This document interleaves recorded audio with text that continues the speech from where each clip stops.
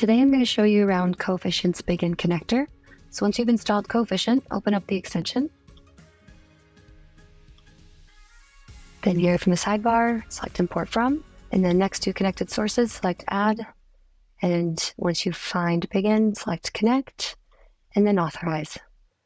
You'll be redirected to this tab here where you'll sign in to your account, and then you'll be asked to allow access, so you can select to accept. Now you can start your first import. So from here, select Start from Scratch, which will open the import preview.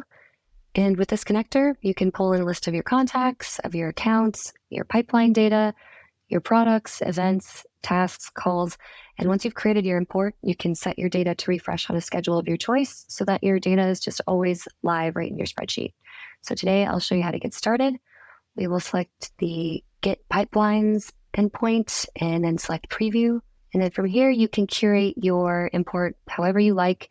You can select all the fields, or you can deselect them and then start building out your import exactly how you like. We'll also throw that in there. And then from here, you can also move around your columns so that they refresh in your sheet exactly how you have them configured here. So once you have that as you like, select to import.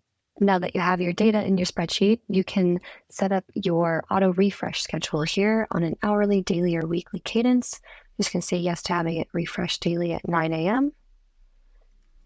And now that I've shown you how to get started, you're all set to import your own Bigin data and begin exploring all of the benefits of having your data live in your spreadsheet. So we hope you try it out for yourself, and thank you so much for watching.